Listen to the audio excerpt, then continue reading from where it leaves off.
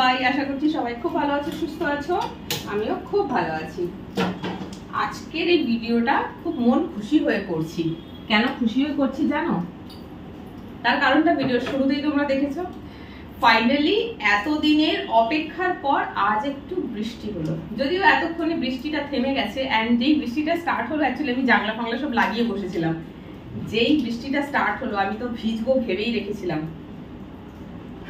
বৃষ্টি স্টার্ট হওয়া মাত্রই নেমে পড়লাম। চুলটা খালি ভেজাইনি, কারণ চুল ভেজালে শরীর খারাপ করবে। সন্ধ্যাবেলা তো, আর বৃষ্টির জল বুঝতেই পারছো, চুল শুকনো হবে না, দিয়ে শরীরটা বেকার অযথাই খারাপ হবে। বাট বৃষ্টিতে কিন্তু আমি ভিজলাম। মাথায় প্লাস্টিক পুরো র্যাপ করে দিয়ে গেলাম, ওই রাস্তাটায় দাঁড়ালাম। রাস্তা মানে মেন রাস্তা না, আমার ফ্ল্যাটের যে ঢোকার যে গলিটা সরু মতন, ওখানে দাঁড়ালাম প্রায় 10 মিনিট। ভালো মতন করে ভিজেছি। ভিজে ড্রেস চেঞ্জ করে নিয়েই মনে হলো যে চলো তোমাদের সাথে এই গুড নিউজটা শেয়ার করি। কার কার ওখানে বৃষ্টি হচ্ছে সেটা জানিও। জানি অনেকের ওখানে বৃষ্টি এখনো হচ্ছে না, সব জায়গায় বৃষ্টি হয়নি। অ্যাকচুয়ালি আজকে বৃষ্টি হওয়ার কথা ছিল। আমি গুগলে যে ওয়েদার ফোরকাস্ট দেখায়, ওখানে দেখলাম দুপুর 2টোর সময় বৃষ্টি হবে। আমি আজকে ছাতা নিয়ে বেরোইনি, ভাবলাম বৃষ্টি পড়লে পুরো ভিজে ভিজে বাড়ি আসবো, বাট বৃষ্টি তো হলোই না। ফেসবুকে এমন আজব আজব পোস্ট আসছে বৃষ্টি নিয়ে, যে শুনেও হাসি পাচ্ছে, আবার রাগও হচ্ছে যে আজকে বৃষ্টি হওয়ার কথা ছিল, এত আশা করেছিলাম, বৃষ্টি হলো না।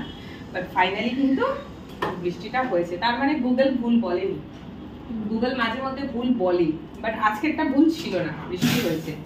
তো বৃষ্টিতে ভিজে ঠান্ডা হয়ে গেছি পুরো, দিয়ে মনে হলো যে চলো তোমাদের জন্য ছোট্ট করে একটা ব্লগ বানাই। আর আমি একটুখানি চা করে খাই। আজকে সন্ধ্যায় চা করা হয়নি, গরমের জন্যই চাটা করিনি। অ্যাকচুয়ালি ইচ্ছে করছিল না এই গরমে আর চা খেতে। তো ফাইনালি দুধ চা বানাচ্ছি না এই গরমের মধ্যে দাঁড়িয়ে। আজকে বৃষ্টি হলো ঠিকই, কাল কিন্তু গরম প্রচুর পরিমাণে বেড়ে যাবে। আজকে রাতটা খুব ভালো মতন করে ঘুমাও, কাল সকালের গরমের জন্য প্রিপেয়ার হয়ে থাকো। এটাই হয়, কিন্তু গরমকালে বৃষ্টি হবে, আমাদেরকে রাত্রিবেলাটা একেবারে রেহাই দেবে, আমরা খুব শান্তিতে ঘুমাবো। পরদিন সকালবেলা কিন্তু বৃষ্টি, মানে এই রাতে বৃষ্টি হওয়ার জন্য সকালে গরমটা ডবল হয়ে যায়। জানি না কালকের ওয়েদারটা কেমন হতে চলেছে। যদি বৃষ্টি হয় খুবই ভালো। অ্যাকচুয়ালি দিনে বৃষ্টি দরকার, এত রোদ থাকে বাইরে, দিনে বৃষ্টি দিলে ভালো হয়। তো সেটা তো হলো না আজকে।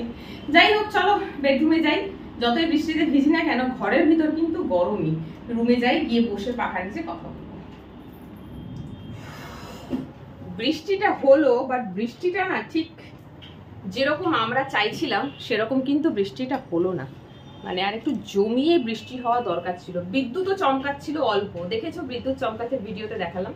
কিন্তু সেই যে একেবারে কড়াম কড়াম করে আওয়াজ হবে, চমকে উঠবো, সেরকম বজ্র বিদ্যুৎ সহ বৃষ্টিপাত যেটা, সেটা কিন্তু হলো না।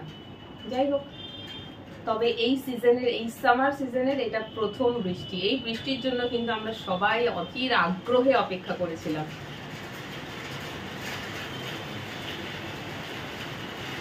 আর বৃষ্টি ঝেপে ধান দেবো মেপে, ধানের ভেতর পোকা, জামাই বাবু বোকা। ছোটবেলায় বৃষ্টি হলে এই লাইনগুলো আমরা রটতাম, হঠাৎ মনে পড়ে গেল। বৃষ্টিটা দেখো আসছে আর যাচ্ছে, আসছে আর যাচ্ছে। মেবি এইভাবেই চলবে আজকে রাতটা। যাই হোক, যতটুকুনি হোক একটু তো ভালো লাগা পেলাম। এবারে কালকে সকালে কি হবে জানি না। তো চলো, আচ্ছা আরেকটা জিনিস তোমাদের সাথে শেয়ার করি, সেটা হচ্ছে এই দেখো, এর আগে আমি একবার আমার ব্লগে তোমাদেরকে দেখিয়েছিলাম যে গড়িয়াহাট থেকে এই ফটো ফ্রেমগুলো আমি কিনেছি। সবই কলকাতার ঐতিহ্য। কলকাতার কে যেসব জিনিসের জন্য বেশি মানুষ চেনে সেইগুলো। একটাতে রয়েছে কলকাতার রিক্সা, একটাতে রয়েছে হাওড়া ব্রিজ, আর একটাতে রয়েছে ট্রাম, আর এটাতে দেখাচ্ছে সেকেন্ড হাওড়া ব্রিজ। সানসেটের সময় নিচ থেকে একটা নৌকা যাচ্ছে, অসাধারণ সুন্দর এই ছবি, সবকটাই সুন্দর। ছবিগুলো কিনেছিলাম, দিয়ে আমি যে আর্টিফিশিয়াল হুকগুলো পাওয়া যায় না, এই দেখো এই অ্যাডহেসিভ যে হুক, আর্টিফিশিয়াল বলছি সরি, অ্যাডহেসিভ যে হুকগুলো লাগিয়েছিলাম, বাট ওয়েট নিতে পারিনি।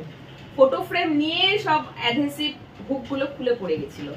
তো তারপরে আমি আর লাগাইনি, তুলে রাখা প্রায় 1 বছর হয়ে গেছে এটা রাখা রয়েছে তুলে। হ্যাঁ, 1 বছরের কাছাকাছি তো হবে। বাট ফাইনালি কালকে বাড়িতে কিছু কাজ ছিল, মিস্ত্রি ডাকা হয়েছিল, সে ড্রিল করছিল ঘরে। তো তাকে একটু রিকোয়েস্ট করলাম যে দাদা এই ফটো ফ্রেমগুলো একটু প্লিজ লাগিয়ে দিন না।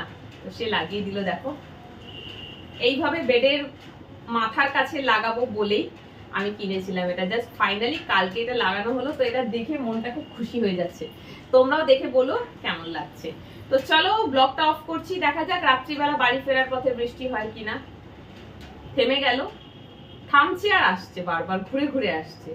তো যাই হোক, যতটুকুই হোক না কেন, ফাইনালি বৃষ্টি তো হয়েছে, মনটা একটুখানি শান্তি হলো। নইলে খুব রাগ হচ্ছিল যে বৃষ্টি হবে বললো, দুপুর থেকে ওয়েট করে আছি বৃষ্টি। বাট এই বৃষ্টিটা যদি সন্ধ্যেবেলা না হয়, দুপুরবেলা বা বিকেল বেলার দিকে হতো, ছাদে যেতাম ব্লগ বানাতে। সেটা পসিবল হলো না, এখন ছাদে যাওয়া পসিবল না।